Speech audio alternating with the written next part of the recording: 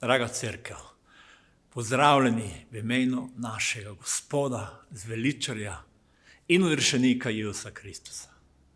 Ponovno smo tudi preko spleta zbrani, da slavimo in častimo našega Boga. In naj bo tudi ta dan, trenutek, ko se želimo zahvaliti našemu Bogu za njegovo odrešitev, da imamo v njem večno življenje, da vsak, ki ga sprejme za odrešenika, nekega dne bo v Božji slavi in Božjem kraljestvu. To je naša obljuba in to je Božja ljubezen, s katero je Bog prišel na ta svet in umrl za naše grehe in nas odrešil. Zato dajmo njemu vso slavo, čast in hvalo. In tudi to nedeljo dovolimo, da se duhovno nahranimo.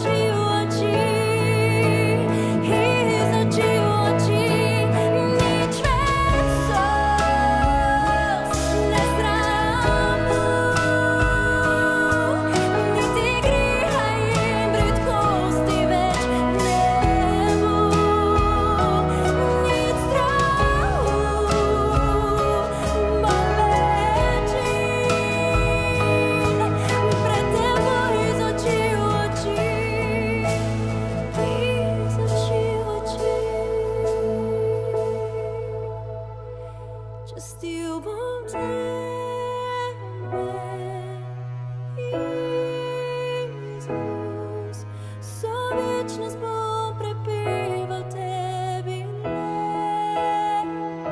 častil bom tebe, kralj si moj, vso večnost ti bom pel, haleluja. Častil bom tebe, Jezus, vso večnost bom prepeval tebi, častil bom tebe, kralj si moj, vso večnost ti bom pel, vso večnost ti bom pel, vso večnost ti bom pel, haleluja.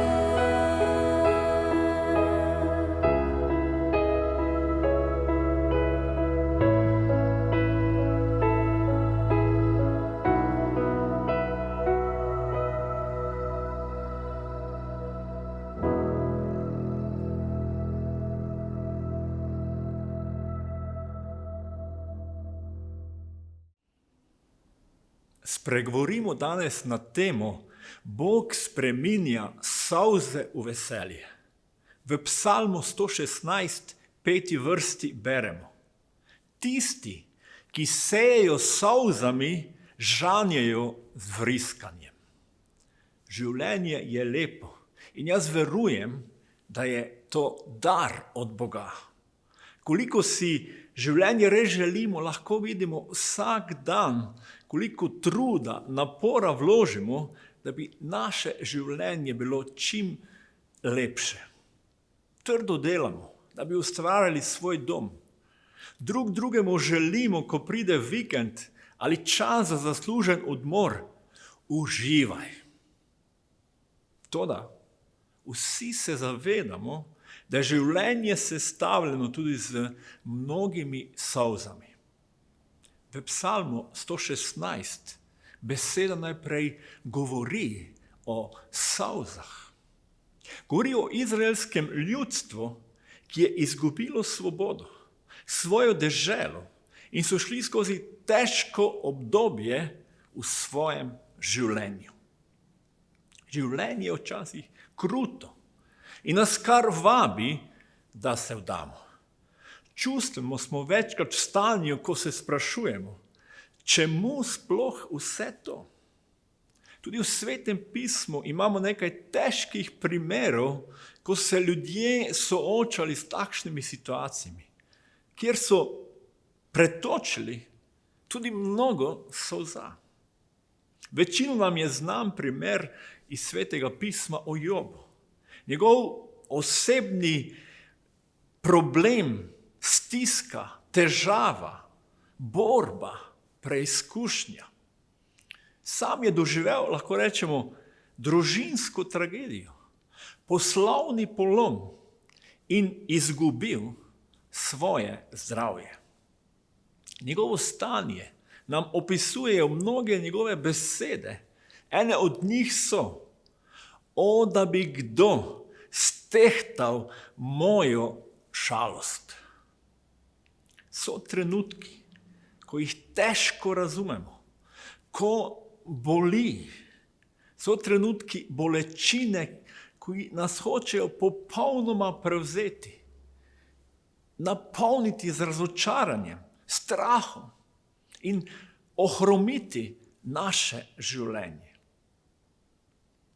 V Svetem pismu imamo opisano tudi nekaj težkih trenutkov, za katere bi lahko rekli, da so bolj duhovne narave, ker je cerkev, verno ljudstvo, doživljalo preganjanje in šlo skozi boleče čase. V apostolskih delih, 12. poglavju na začetku beremo: v tistem času je kralj Herod namenil, da udari po nekaterih, ki so pripadali cerkvi. Z mečem je dal usmrtiti Janezovega brata Jakoba. Ko je videl, da to Judom všeč, je dal zgrabiti tudi Petra. Bilo je v dneh nekvašenega kruha. Mogoče nam je težko razumeti, da je cerkev morala iti skozi takšno preganjanje težave. Nažalost, se danes premalo zavedamo in razumemo, da so vzroki težav mogoče velikokrat mnogo večji, kot mislimo. Ne samo elementarne nesreče, bolezni ali hudobni ljudje, ampak obstaja tudi duhovni svet, ki nam želi slabo v našem življenju. Sveto pismo nam odkriva, čeprav nam je Bog dal svobodno voljo, je naša svobodna volja vedno na preizkušnji, komu bomo zaupali, se predali ali celo dali zapeljati. Na svetu se dogaja mnogo zla, ki ga je povzročilo človeštvo zaradi napačnih, hudobnih odločitev. Nekatere pa so tudi dosti globje in duhovno povezane. Sveto pismo nam govori o našem največjem sovražniku, ki resnično hoče uničiti naše življenje.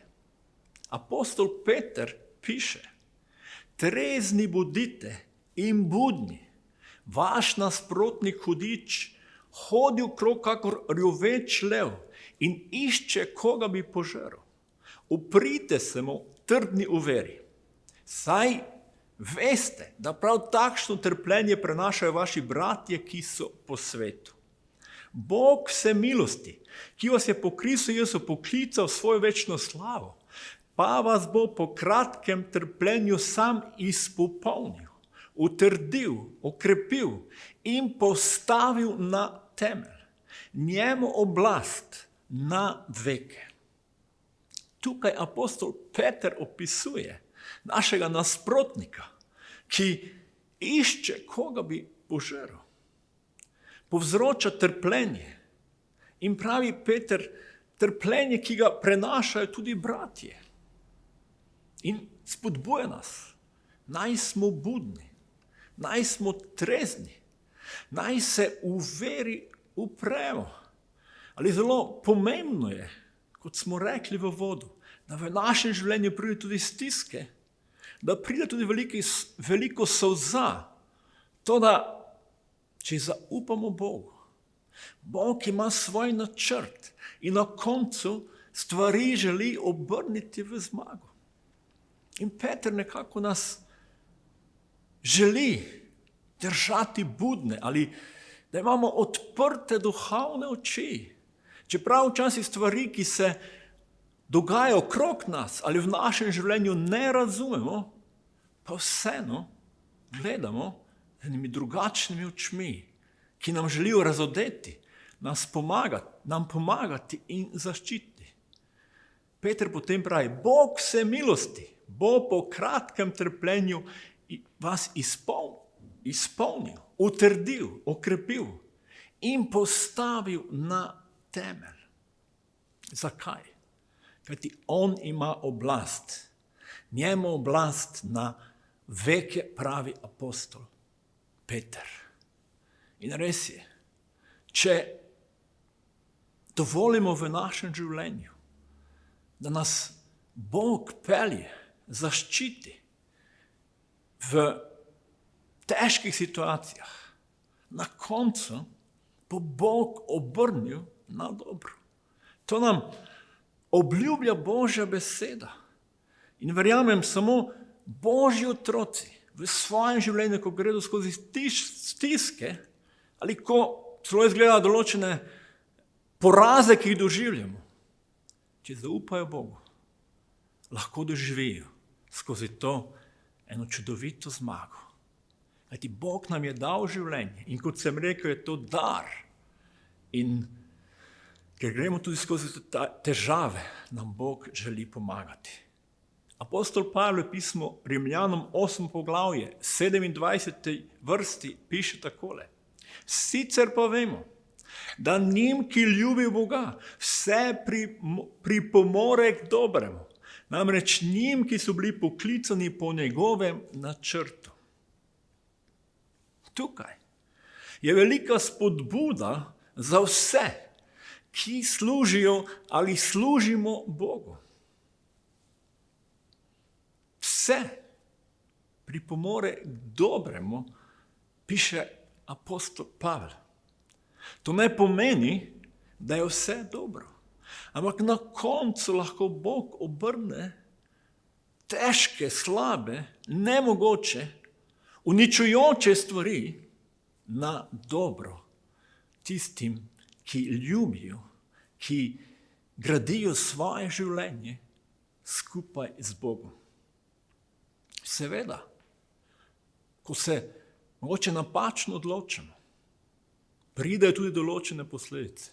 Ampak vseeno tukaj Pavel pravi, naj zaupamo, naj ljubimo Boga, naj tudi skozi težke trenutke, ali tudi solze, katere moče točimo, dovolimo, da nas Bog pelje skozi njih, da moče spremeni naša življenja, da moče zaščiti naša življenja, da duhovno zrastemo, da postanemo še močnejši, kajti Bog je z nami.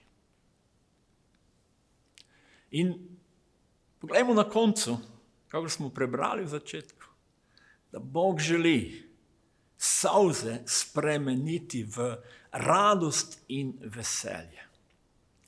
Omenili smo Joba, ki je šel skozi eno težko obdobje, kjer pravi, kdo lahko pretehta težo njegove žalosti.